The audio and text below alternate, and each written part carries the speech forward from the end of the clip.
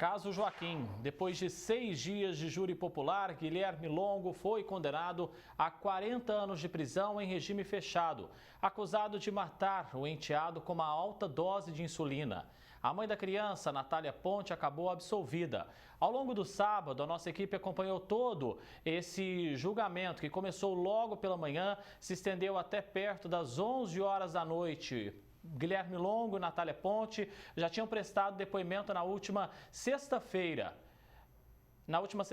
E agora sim a reportagem está no ponto. Nós vamos conferir então. Guilherme Longo condenado a 40 anos de prisão. 21 de outubro, 10 horas da noite. Dia histórico para o julgamento final de um crime que aconteceu há 10 anos. O pai biológico do menino Joaquim saiu do Fórum de Ribeirão Preto em paz e falou que a justiça foi feita. A gente sempre buscou justiça e a justiça foi feita. Sabe, eu perdoei eles lá atrás, não tenho ódio, não tenho raiva de ninguém. Volta para casa com qual sentimento? Saudade da minha família, voltar a ter minha vida, viver minha vida. A saudade sempre vai ter, é meu filho, eu amo ele. Tenho 2 filhos agora, tenho minha filha e tenho o Joaquim. E é isso. Sobre a absolvição de Natália, o advogado de Arthur resumiu. Nós recebemos uma certa surpresa, uma expectativa havia expectativa que os jurados iriam decidir, e eles decidiram, e nós vamos respeitar, né? De um lado agora, a tranquilidade do pai e de outro, o alívio da mãe de Joaquim, que deixou o tribunal do júri sorridente após ser absolvida da morte do filho. Sem falar com a imprensa, Natália Ponte foi direto para o carro, acompanhada do atual marido e do pai dela, que comemorou. Só vitória, só falei. Tá bom. Um abraço para vocês, muito obrigado. A psicóloga também festejou a sentença nas redes sociais, minutos após o resultado. 2 postagens destacando a absolvição. Ela, que respondia em liberdade, era acusada de omissão por não impedir o convívio do filho com o ex-companheiro, que era usuário de drogas e tinha um comportamento violento. O advogado de defesa falou sobre a inocência dela perante o tribunal do júri. Como a gente dizia desde o início, toda a prova indicava que a Natália não tinha responsabilidade pelo evento, né? Toda a prova indicava para o Guilherme, que foi efetivamente condenado, mostrava que a Natália, na verdade, tanto era vítima de episódios de violência doméstica, quanto foi vítima com a perda do filho, que foi a maior dor que ela pôde sofrer na vida. Ela livre, ele condenado. Depois de uma década de espera, Guilherme Longo cumprirá a pena de 40 anos de prisão em regime fechado por matar um enteado que era diabético com mais de 160 doses de insulina. Ele vai responder por homicídio triplamente qualificado por motivo fútil, meio cruel e uso de recurso que impossibilitou a defesa da vítima. O advogado de Longo já recorreu da decisão porque diz que não há provas materiais contra ele. Entendemos que a decisão foi manifestamente contrária à prova dos autos, bem como entendemos que a sentença foi absolutamente desproporcional, tendo em vista que Guilherme Longo é primário e não justifica uma pena de tamanha gravidade. Mas nós verificamos que o júri não foi unânime em condenar Guilherme Longo. Houve uma divergência na votação e a votação foi por maioria. Mas a defesa está ciente que foi desenvolvido todo um trabalho que o processo demandou. Continuamos entendendo que não há nos autos provas suficientes para que Guilherme fosse condenado e é nesse sentido que a defesa já imediatamente interpôs o recurso de apelação com fundamento no artigo 593, inciso 3º, letra C e D, ou seja, que a decisão do júri é manifestamente contrária à prova dos autos. Os pais adotivos de Guilherme saíram rapidamente do fórum. Muito abalada, a mãe, Dona Augusta, disse que essa foi a justiça do homem e que a de Deus é diferente, e debruçou chorando nos ombros do marido. Esse foi o júri popular mais longo da história de Ribeirão, que marcou a cidade e comoveu o país todo. Foram mais de 40 horas para ouvir as 34 testemunhas de defesa e acusação, mais os réus, advogados e promotoria. Os 7 jurados, 5 mulheres e 2 homens que definiram esse resultado, passaram 6 dias da última semana incomunicáveis, dormindo em hotel com a supervisão de oficiais de justiça, sem acesso a celular e telejornais. Foi um trabalho que correu em segredo de justiça. Um júri popular fechado para o público, conduzido pelo juiz José Roberto Bernardi Liberal.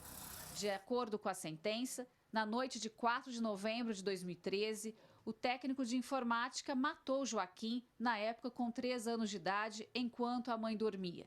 Depois da aplicação da alta dosagem de insulina, teria jogado a criança, já sem vida, no córrego Tanquinho, próximo à casa da família, no Jardim Independência, em Ribeirão.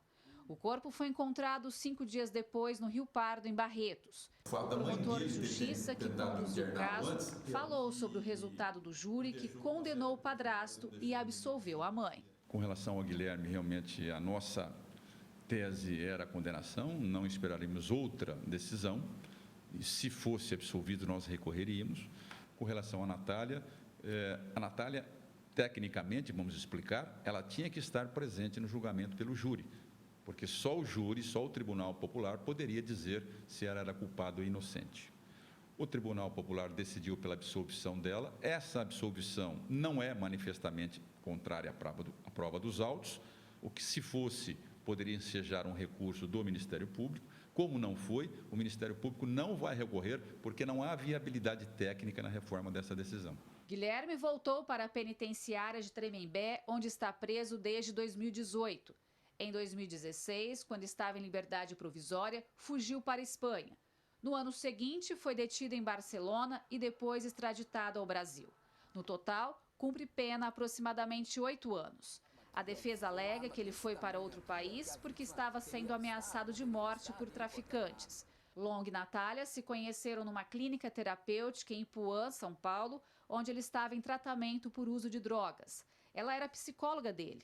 Foram morar juntos e tiveram um filho que hoje está com 10 anos. O enteado Joaquim era motivo de ciúmes por ser fruto do relacionamento com o ex-marido. O casal tinha uma convivência tumultuada, com brigas e até violência doméstica, de acordo com depoimentos.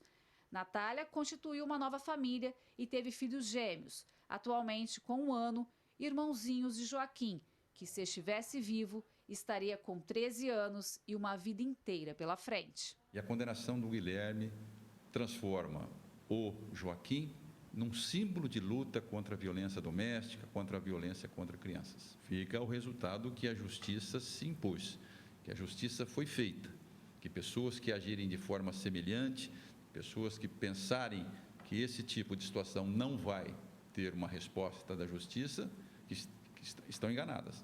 A resposta houve, a resposta foi dura. Gislene Lopes para o Jornal da Clube. Para a gente fazer um balanço desses dias de julgamento e da condenação do caso Joaquim, recebemos no nosso núcleo de jornalismo o Dr. Jean Alves, advogado, inclusive dessa área criminal também. Doutor, depois de 10 anos, o desfecho foi aquele esperado pela sociedade? Uma ótima tarde ao senhor e muito bem-vindo. Boa tarde, André, aos telespectadores do Jornal da Clube. André, penso que o desfecho, ou seja, a conclusão de um julgamento tão extenso que se arrastou aí por uma década em Ribeirão Preto, é certamente o resultado que se espera.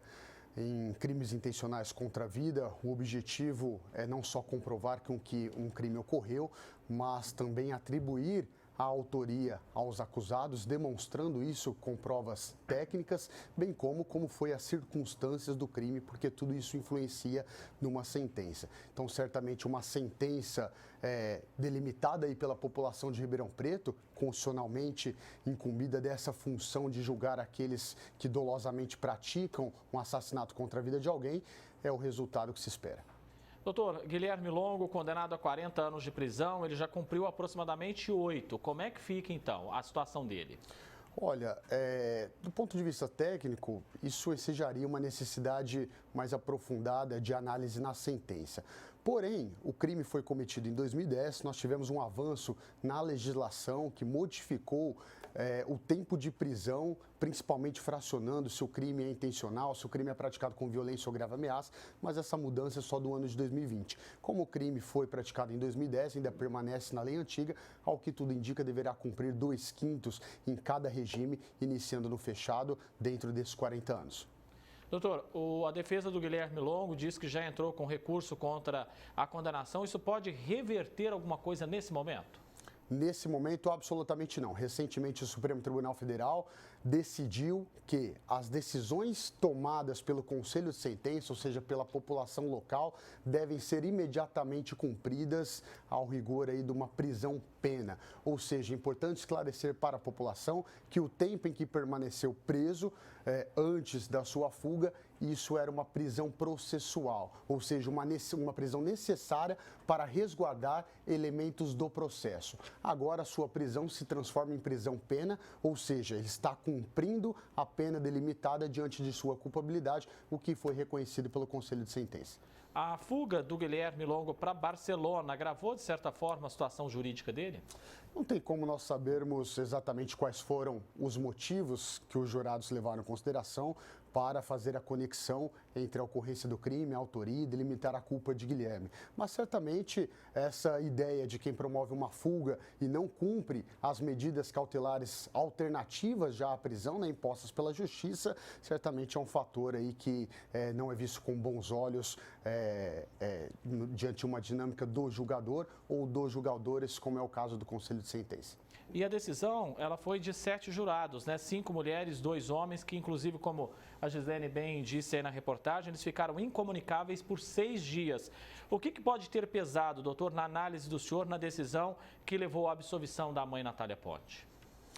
Olha, André, é importante nós esclarecermos que o dever jurídico de cuidado que fez com que Natália Ponte estivesse no banco dos réus, ele é uma exceção do Código Penal, porque a pessoa está sendo responsabilizada, está sendo acusada para ter uma responsabilidade por um ato de execução extremamente cruel que ela não cometeu diretamente.